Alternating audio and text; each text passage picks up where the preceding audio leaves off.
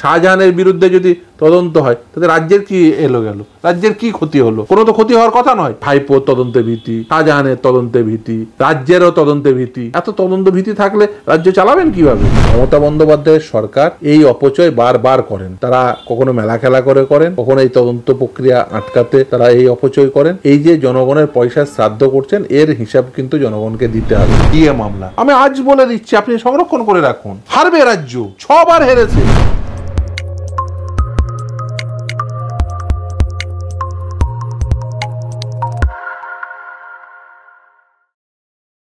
নমস্কার, আপনারা দেখছেন দ্য ইন্ডিপেন্ডেন্ট বেঙ্গল। আমি শিবম। ফের সুপ্রিম কোর্টে ধাক্কা খেল রাজ্য। সন্দেশখালী ইস্যুতে সিবিআই তদন্ত চায় না রাজ্য, এরকমই পিটিশন কার্যত বিচারপতির সামনে প্রশ্ন চিহ্নের মুখে পড়ল। কেন এক ব্যক্তিকে বাঁচানোর চেষ্টা করছে রাজ্য, প্রশ্ন করলেন খোদ বিচারপতি। আর এই নিয়ে কথা বলতে আমাদের সঙ্গে এই মুহূর্তে উপস্থিত আছেন আইনজীবী ফিরদৌস শামীম। দ্য ইন্ডিপেন্ডেন্ট বেঙ্গলে স্বাগত। সুপ্রিম কোর্টে ফের ধাক্কা খেল রাজ্য, সিবিআই তদন্তে অনীহা রাজ্যের, কিভাবে দেখেন এই বিষয়টা? দেখুন, আমি আগেও বলেছিলাম, আবারও বলছি, যেদিন এই মামলা হয়েছিল তখনই বলেছিলাম ধাক্কা খাবে। এবং খুব স্বাভাবিক, আমি জানি না এদের এই আইনি যুক্তি কোথা থেকে আসে। দেখুন, একটা তদন্তের নির্দেশ দিয়েছে, তদন্তের নির্দেশ দেওয়ার পরিপ্রেক্ষিতে রাজ্য কেন এগ্রিভড হবে? তদন্তের নির্দেশ দিয়েছে, তদন্ত হবে। সেই তদন্তের ফলে যদি কোনো ব্যক্তি তিনি দোষী সাব্যস্ত হন, তিনি এগ্রিভড হতে পারেন। সেই ক্ষেত্রে রাজ্য তার কেন উপযাজকের মতো গিয়ে বলার কি প্রয়োজন আছে যে সিবিআই তদন্ত চাই না? আমরা একই জিনিস দেখেছি মিউনিসিপ্যালিটি স্ক্যামের ক্ষেত্রে, একই জিনিস দেখেছি একের পর এক শিক্ষা নিয়োগ দুর্নীতির ক্ষেত্রে। এই রাজ্যে যারা হেভিওয়েট, যারা গভর্নমেন্ট অফিসিয়ালস, যারা গভর্নমেন্টের বিভিন্ন পদে যুক্ত, যারা উচ্চতম আধিকারিক, যারা মন্ত্রী, তারা যুক্ত থাকছে এরকম একটি বিষয় যদি রাজ্যের হাতে ছেড়ে দেওয়া হয়, তাহলে রাজ্য কি সঠিক তদন্ত করতে পারবে? পারবে না। তাহলে সেই যুক্তিতে খুব স্বাভাবিকভাবে সেই মামলাগুলো আদালতে টিকবে না, খুব স্বাভাবিক। কিন্তু তারপরেও তারা গেছেন, জনগণের ট্যাক্সের টাকা খরচা করে এই প্রতিদিন যাচ্ছেন। এই আমি বুঝতে পারি না কেন, কোন স্বার্থে রাজ্য এই কাজগুলো করে। দেখুন, এই শাহজাহানের বিরুদ্ধে যদি তদন্ত হয় তাতে রাজ্যের কি এলো গেল, রাজ্যের কি ক্ষতি হলো? কোনো তো ক্ষতি হওয়ার কথা নয়। রাজ্য কেন সেখানে গিয়ে তারা পিটিশন দাখিল করে বলবে এই তদন্ত প্রক্রিয়া আমাদের হাতে দাও? সিবিআই তদন্ত করছে, করুক, অসুবিধা কি আছে? আর এদের তদন্তে এত ভীতি কেন? ভাইপোর তদন্তে ভীতি, শাহজাহানের তদন্তে ভীতি, রাজ্যেরও তদন্তে ভীতি। এত তদন্ত ভীতি থাকলে রাজ্য চালাবেন কিভাবে? আপনাকে মনে হয় জনগণের টাকা, মানে সুপ্রিম কোর্টে একটা কেস লড়তে যত টাকা লাগে শুনেছি, মানে ভাবলেই অবাক লাগছে যে বারবার রাজ্য সুপ্রিম কোর্টে দ্বারস্থ হচ্ছেন, তদন্ত আটকাতে দ্বারস্থ হচ্ছেন। আর রেশন দুর্নীতি তদন্ত সিবিআই কেন করবে, এই নিয়ে রাজ্য খোদ প্রশ্ন করছেন। দেখুন, এই তদন্ত আটকাতে যে টাকা খরচা হয়েছে সেটা পুরোপুরিভাবে অপচয়।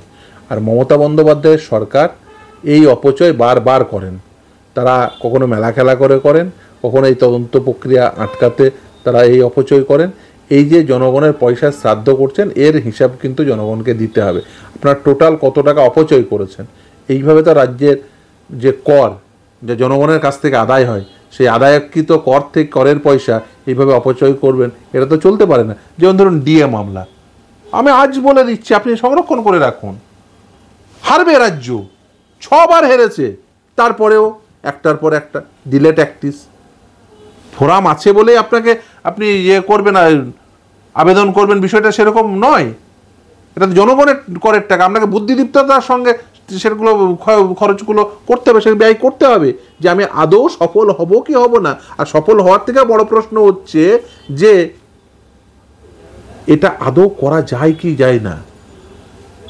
দীপঙ্কর দত্ত সাহেব তিনি যখন এই কলকাতা হাইকোর্টে ছিলেন, তখন যারা সরকার পক্ষের আইনজীবী হিসেবে অ্যাপিয়ার করতেন তাদের বারবার স্মরণ করিয়ে দিতেন যে তোমাদের কিছু দায়িত্ব আছে। সেই দায়িত্ব কি? উনি 3C ফর্মুলা বলতেন। কোর্টের প্রতি, মানে যে কোনো আইনজীবীর, তিনি being officer of the court, তার কোর্টের প্রতি দায়বদ্ধতা থাকে, দায়িত্ব থাকে। আর একটা হচ্ছে তার ক্লায়েন্টের প্রতি, রাজ্য সরকারের হয়ে যারা অ্যাপিয়ার করেন তাদের ক্লায়েন্ট হচ্ছে রাজ্য সরকার। আর তৃতীয় হচ্ছে সিটিজেনের প্রতি, নাগরিকদের প্রতি। এই নাগরিকদের প্রতি যে দায়িত্ব, সেই দায়িত্ব সঠিকভাবে রাজ্য পালন করছে না।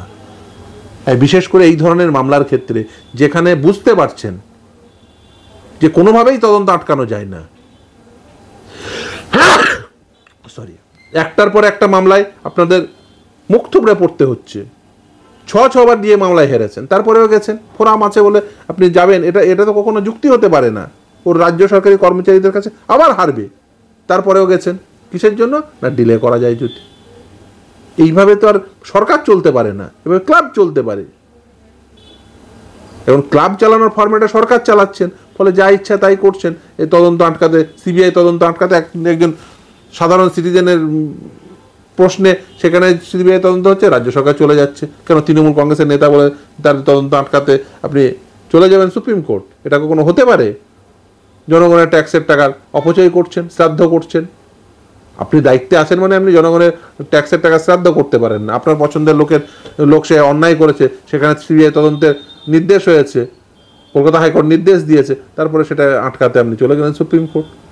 মিউনিসিপ্যালিটি স্ক্যামে যখন সিবিআই ইডি তদন্ত করতে করতে তারা দেখছে যে সেখানে প্রাইমারি শিক্ষক নিয়োগ দুর্নীতি তদন্ত করছে, সেখানে দেখা যাচ্ছে যে মিউনিসিপ্যালিটির ক্ষেত্রেও সেখানেও দুর্নীতি হয়েছে নিয়োগের ক্ষেত্রে।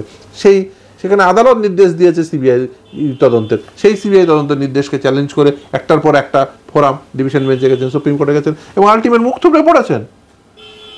হেরেছে রাজ্য, কিন্তু নির্লজ্জের মতো সেটা করবেন। জনগণের ট্যাক্সের টাকা শ্রাদ্ধ করছেন।